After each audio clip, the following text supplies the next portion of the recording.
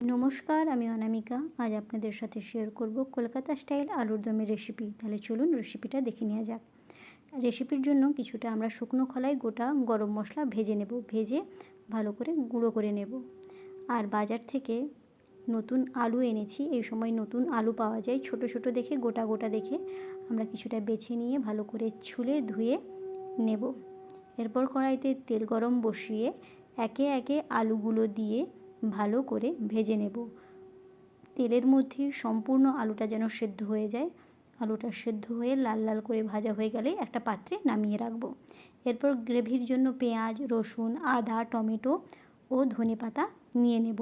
এরপর কড়াইতে তেল দিয়ে গোটা গরম মশলা দিয়ে তেলটা গরম হয়ে এলে উপর থেকে কুচনো পেঁয়াজগুলো আমরা দিয়ে দেব। কুচনো পেঁয়াজগুলো দিয়ে ভালো করে আমরা নেড়ে চেড়ে ভেজে নেব। আপনারা যদি নিরামিষ দিনে বানান তখন এই পেঁয়াজ ও রসুনটা স্কিপ করে যাবেন। এরপর কিছুটা রসুন বাটা আমরা দিয়ে দেব। এরপর কিছুটা কাজু বাদাম ও কিশমিশ ভেজে রেখেছিলাম, সেটা আপনাদের সাথে শেয়ার করা হয়নি। সেই বাটিতেই কিছুটা পরিমাণ জল নিয়ে তাতে আদা, লঙ্কার গুঁড়ো ও হলুদ গুঁড়ো দিয়ে একটা পেস্ট আমরা গুলিয়ে রেখে দেব। এদিকে দেখুন আমার মশলাটা কিছুটা ভাজা হয়ে গেছে। এরপর কেটে রাখা টমেটোগুলো দিয়ে দেব। আপনারা যদি নিরামিষ দিনে বানান তাহলে তেলের ওপর গোটা গরম মশলা দিয়ে টমেটোগুলো দিয়ে দেবেন। তারপর মশলাটা কষে এলে আমি একটুখানি নুন দিয়ে দেব, স্বাদ মতো নুন দিয়ে দেব। আর আলুটা ভাজার সময় আমি কিছুটা নুন দিয়ে রেখে দিয়েছিলাম, আর এখানে পরিমাণ মতো নুন দিয়েছি। পরে আবার টেস্ট করে আবার নুন দেওয়া হবে। আমার টমেটোটা গলে গেছে। এরপর আদা, লঙ্কা ও হলুদের যে পেস্টটা গুলে রেখেছিলাম সেটা আমরা দিয়ে আবারও কিছুক্ষণ কষিয়ে নেব।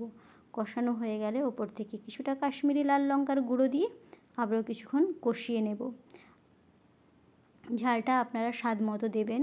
নুনটা প্রথমে বেশি দেবেন না, অল্প দেবেন। তারপরে টেস্ট করে আবার নুন দেবেন। এই একটা পাত্রে কিছুটা কাজু বাদাম, কিছুটা দই, কিছুটা ধনে ও জিরে গুঁড়ো দিয়ে একটা পেস্ট করে রেখেছিলাম, সেটা ওই মশলার মধ্যে দিয়ে আবারও কিছুক্ষণ আমরা কষিয়ে নেব।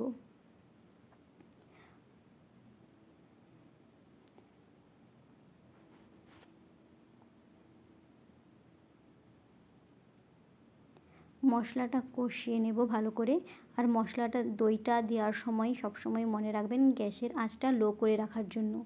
মশলাটা আমার কষানো হয়ে গেছে। এরপর ওপর থেকে আলুগুলো দিয়ে ভালো করে ভেজে নেব।